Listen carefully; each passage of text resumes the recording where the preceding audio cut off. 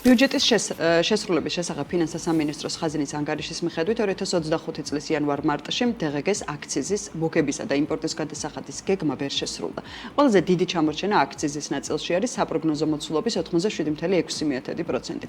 მას მოსდევს უკვე იმპორტის გადასახადი, სადაც მიღებული შემოსავალი საპროგნოზო გეგმის 99.5% არის, თუმცა საერთო ჯამში 2025 წლის იანვარ-მარტში სახელმწიფო ბიუჯეტის შემოსავლები 5 მილიარდ 700 მილიონი ლარი იყო, რაც პირველი კვარტლის საპროგნოზო მოცულობის 102.1%-ია.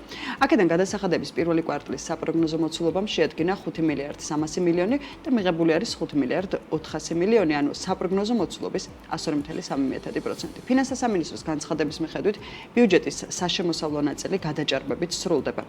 რის ხარჯზე შესრულდა ბიუჯეტი გადაჭარბებით, მაშინ როდესაც დღგ-ს აქციზის მოგებისა და იმპორტის გადასახადების გეგმა ვერ შესრულდა. ფინანსისტებმა და ეკონომისტებმა ისაუბრეს ამის შესახებ. გუშინდელ BMG-ს ანალიტიკას ეთერში და მას ძირითად მიგნებებს ახლა ჩვენი რეპორტიორი ლიკა მეგობრიშვილი მიმოიხილავს საქმიანი დილას ეთერში. დილამშვიდობისა ლიკა. დილამშვიდობის, მოგესალმებით და მივესალმებით ჩვენს მაყურებელს.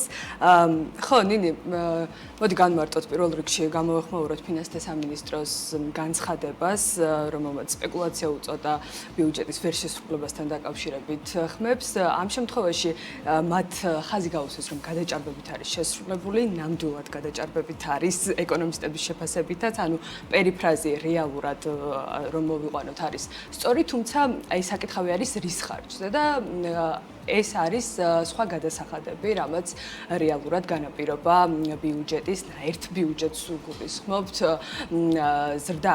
ამ შემთხვევაში ფინანსთა სამინისტროს კლასიფიკაციით, რაც შეადგენს სხვა გადასახადებს, ეს არის ძირითადად როგორც ასე ვთქვათ, შეცდომით გადახდილი გადასახადები, ასევე ავანსად, ანუ წინასწარ ბიზნესის მხრიდან გადახდილი თანხა და ასევე გარკვეული წილი შეიძლება მოდიოდეს ჯარიმებზეც, თუმცა ეს უკანასკნელი არის საკმაოდ მცირე წნეხი მოდის ამაზე, როგორც ყოველთვის და 99% მაინც არის ხოლმე წინასწარ გადახდილი გადასახადები. ამ შემთხვევაში ეს როგორც წესი უნდა გაიქვითოს, ანუ ბიზნესს, როდესაც აქვს გადახდილი მეტობით ეს თანხა, მომდევნო თვეს, როდესაც გახდება საჭირო, რომ მან გადაიხადოს გადასახადი, ეს ასე ვთქვათ, აღარ დასჭირდება ამ თანხის გადახდა.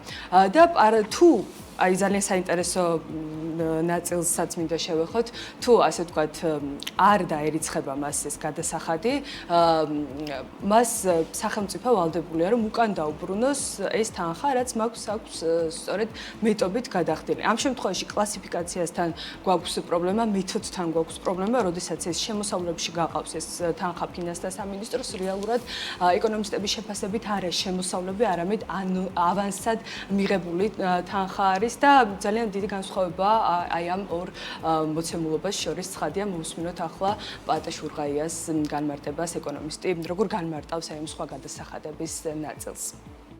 სხვადასხვა ბიზნესებმა და აქციისთან დაკავშირებით და დღგ-სთან დაკავშირებით ახსნია მას, რატომ განახორციელა უფრო ბევრი იმპორტის ოპერაცია. ეს იმპორტი მას აქვს ახლა დაგროვებული, ანუ საქონლისა და სერვისის ან მასალის სახით, რომლის მიწოდება ჩვენ დავინახავთ აპრილის თვეში, მაისის თვეში გაზრდილ ნაწილში. და რა მოხდა შესაბამისად, რესურსები დააგროვეს ბიზნესმა და შესაბამისად ბიუჯეტიდან თანხის დაბუნების უფლება გაუხდათ, იმიტომ რომ ეს ბიუჯეტს გადაუხადეს წინასწარ, მაგრამ ამის რეალიზაცია ჯერ არ მომხდარა. ეს დისბალანსი, რომელიც შეიქმნა, ჩემი დაშვებით და ვარაუდით, წმინდა ეკონომიკურად და ფინანსურად უნდა იყოს, რომ მათი მიწოდება და ამოწვა მოხდება შემდეგი კვარტლის მანძილზე. კი ბატონო, ძალიან საინტერესო მოსაზრება გამოკვეთა ეკონომისტმა დავით პაპიაშვილმა, რომელიც სხვათა შორის წინა წლების გამოცდილებას დაადარა აღნიშნული პრაქტიკა და აღნიშნა, რომ სწორედ ისეთ წლებში, როდესაც არის განსაკუთრებით ტურბულენტობა, არის კრიზისები, მათ შორის ლარის გაუფასურების პერიოდი გამოყო, ასევე პრეპანდემიური წელი 2024 ცხადია, რომელიც არაერთი კრიზისით იყო სავსე და აი ამ პერიოდში სწორედ იზრდება წილი, ასე ვთქვათ, აი ამ სხვა გადასახადების შესრულების ნაწილში, რომელიც ამ შემთხვევაში დღევანდელი მოცემულობით განისაზღვრება მეტობით 261%-ით, დაახლოებით 340 მილიონ ლარზე არის საუბარი. ამ შემთხვევაში კიდევ ერთ ფაქტს უსვამს ხაზს, რომ როგორც წესი, აი ასეთი კრიზისების დროს გამოიკვეთა პრაქტიკა არა ძალდატანებით და არა ყოველდღიურ რეჟიმში, თუმცა მაინც რომ ფინანსთა შემოსავლების სამსახური მიმართავს ხოლმე მსხვილ ბიზნესს და მას სთხოვთ, როდესაც ასე ვთქვათ, ექმნებათ პრობლემა შემოსავლების ნაწილში, რომ წინასწარ გადაიხადონ მათ თავიანთი გადასახდელი თანხა და ამ პრაქტიკაზეც გვიყვება უფრო მეც ეკონომისტი. ის გადასახადები, რომელიც დაიბეგრა დეკლარაციით, აქ გეგმა ვერ შესრულდა აშკარად და თანხის მობილიზება ფაქტია, ეხლა რომ მოხდა ავანსად გადახდილი თანხებიდან, ეს აშკარად იკვეთება ამ ესე რომ ვთქვათ დოკუმენტაციიდან და მთავარი კითხვა ეს არის, რომ ამ გადამხდელებმა ეს ზედმეტად გადახდილი გადასახადები თავისი ნებით გადაიხადეს თუ ეს იყო თხოვნა შემოსავლების სამსახურის მხრიდან.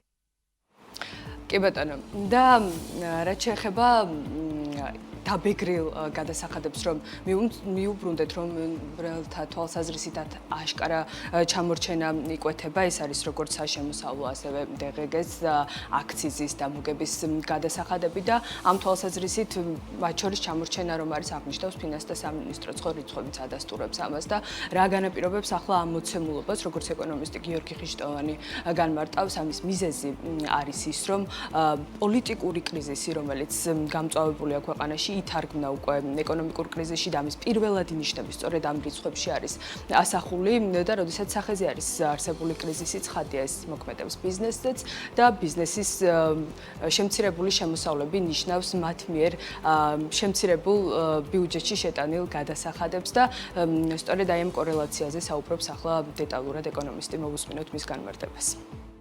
DGG ასახავს ეკონომიკურ აქტივობას, შესაბამისად თუ ეკონომიკური ზრდა შემცირდა და ეს აისახება DGG-ს მონაცემებზეც და მეორე ეს არის დასაქმებულების მიერ გადახდილი დიდწილად დასაქმებულების მიერ გადახდილი საშემოსავლო გადასახადი, აქაც ეს გადახურებული შრომის ბაზარი თუ ასე ვთქვათ შენელდა, ესეც გამოიწვევს უფრო ნაკლებ შემოსავალს საშემოსავლო გადასახადიდან და მესამე მთავარი წყარო არის მოგების გადასახადი და აქაც ჩვენ ვიცით რომ პირდაპირ კავშირშია ეკონომიკურ აქტივობასთან და ბოლოს ეკონომისტს აქვს კითხვები ხელისუფლების დანაწილების ორივე შტოსთან მიმართებით, როგორც საკანონმდებლო, ასევე აღმასრულებელ ხელისუფლებას ვგულისხმობთ. საკანონმდებლოს, იმიტომ რომ წესით მონიტორინგი უნდა აწარმოოს ყოველ შემთხვევაში დისკუსიის დონეზე მაინც იმ ორგანომ, რომელიც იღებს ამ ბიუჯეტს, ხოლო აღმასრულებელმა ხელისუფლებამ გამჭვირვალე უნდა გახადოს, როგორ იღებს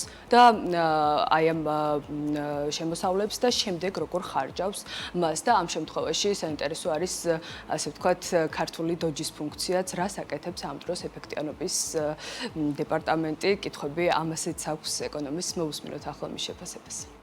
ეფექტიანობის დეპარტამენტის შექმნა ნამდვილად რო იყოს სერიოზული განზრახვა, სწორი იქნებოდა, როდესაც ბიუჯეტში თანხების მობილიზება რთულდება, სწორედაც სწორი მომენტია ხარჯების ეფექტიანობის შესაფასებლად. ამიტომ ამას ვიტყოდი, რომ კი ნამდვილად ეს საკითხი უკვე უნდა დადგეს დღის წესრიგში.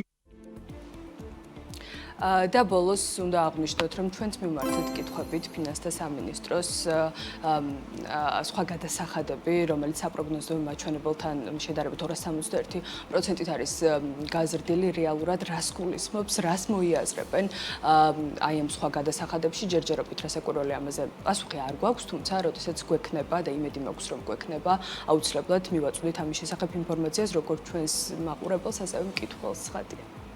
მანამდე რჩება ამბად ვინ არიან ის სპეკულანტები და მამაძაღლები, ვინცაც ფინანსთა სამინისტრო ასახელებს სპეკულაციური განცხადებების ადრესად. ხო. დარწმუნებული ვარ, BMG არ იგულისხმება. შენ ესე ვფიქრობ.